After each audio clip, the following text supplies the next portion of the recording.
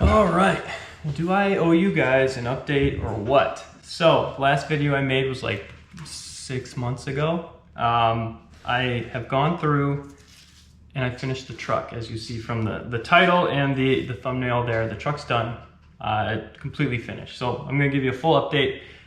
During all of that, I didn't exactly film pretty much any of it. Reason being, I honestly just didn't feel like it. Kind of burnt out on the whole video portion of it at that point. And I was just in a good place, good rhythm with getting things done, and I just finished it up. It's basically the way that it came down to it.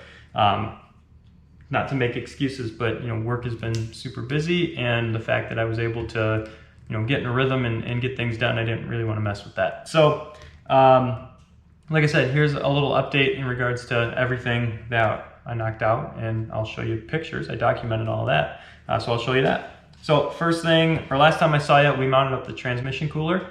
So first things we did after that was we made the transmission cooler lines. So we ran those through the core support and got them to the transmission and got those done. We completely bypassed the transmission cooler that was built into the radiator, and the reason for that is that that's what was leaking, and that's what basically caused the majority of the failure, to be honest. So we skipped that.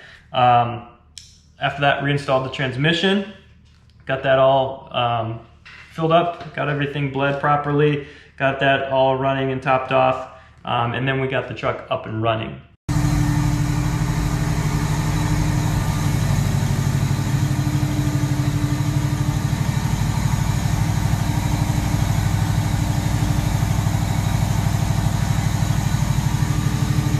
So once we got the truck up and running, that was really the kind of the turning point for everything, getting it going. So after that, before I took it for the first shakedown, I had an extra hour, and I added a little flare to the gauge bezel. So we did that. So there's a picture of that.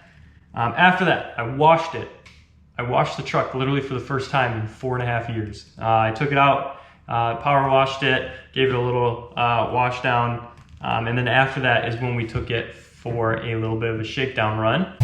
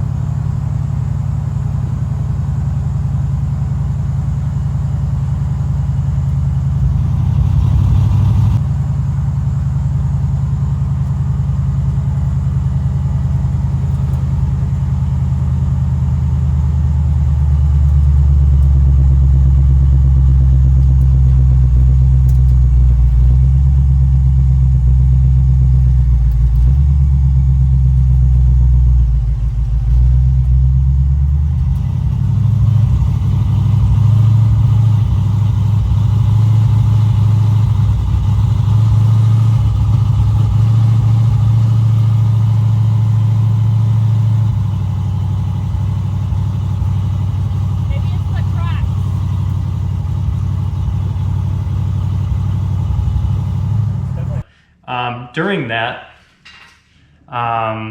that drive, overall it rode pretty good. But as we got about halfway through the drive, I noticed that it was breaking up, especially under kind of harder acceleration. So that was a little concerning, especially going uphill. It just seemed like it just didn't have any power. So we got it home, parked it in front of the garage, ate dinner, all that, let it cool off and everything.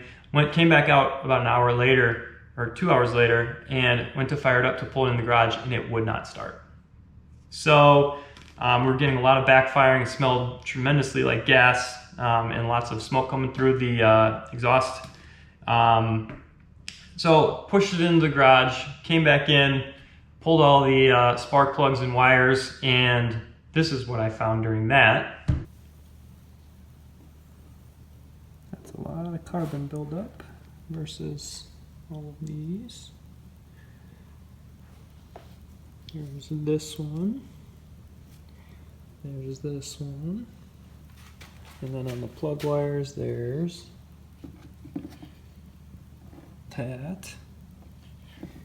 Over here, there's that. So that's one not so good, one because of this. So that's 3 just on that side. And then 1, and then 2.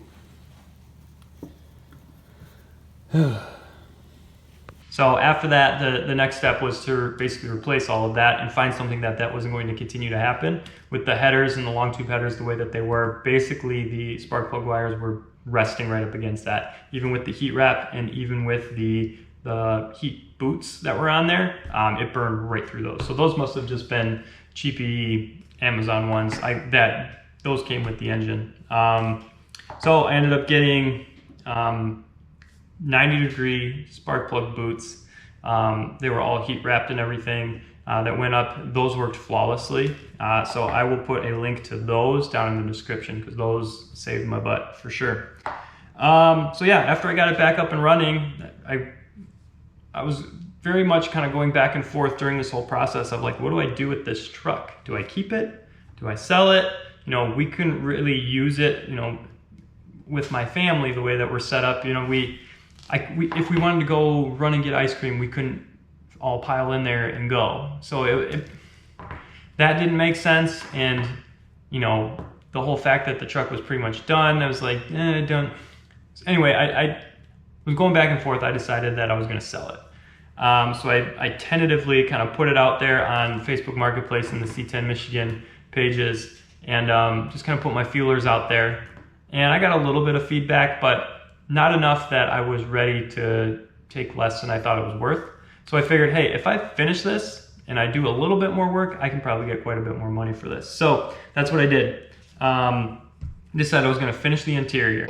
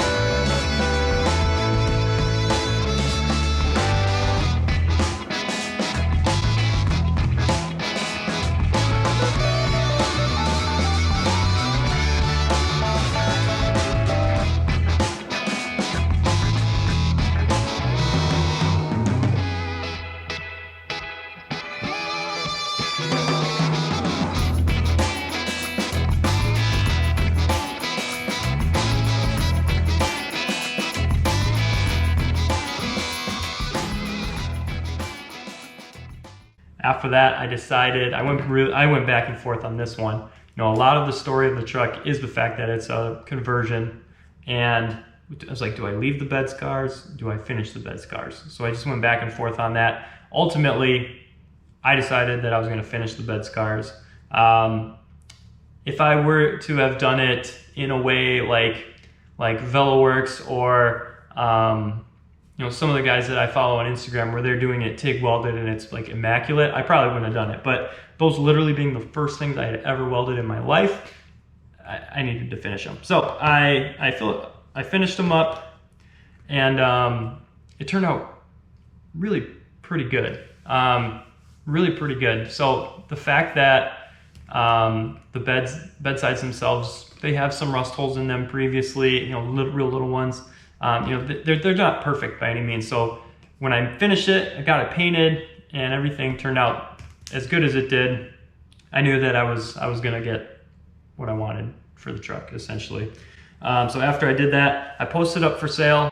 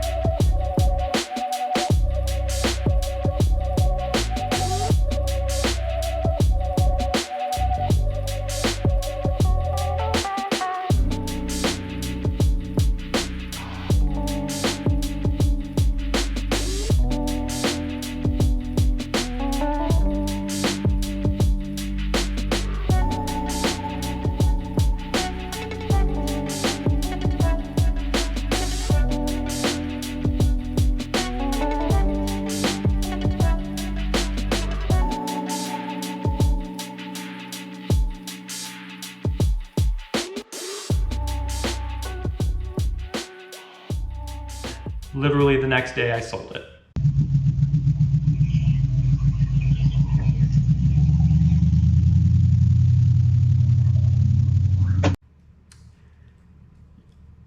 The guy I sold it to, he's the right owner for it, is probably the best way to put it. He is someone who, his business is buying and selling classic cars, and he has like a consignment shop here in Grand Rapids, and what he does essentially is buys and sells all over the world. He bought this for himself. He bought this to cruise around with his son. It was perfect. So the timing of it all, and a lot of the reason that I didn't video any of this, especially the kind of a follow-up video to show you around the truck with it being finished, was the fact that the timing was with Grand Rapids. There's this really, really big car show, 28th Street Metro Cruise, and I wanted to get the truck sold before that. That was the big one. If I was going to go to Metro Cruise, it was going to have a for sale sign in it anyway.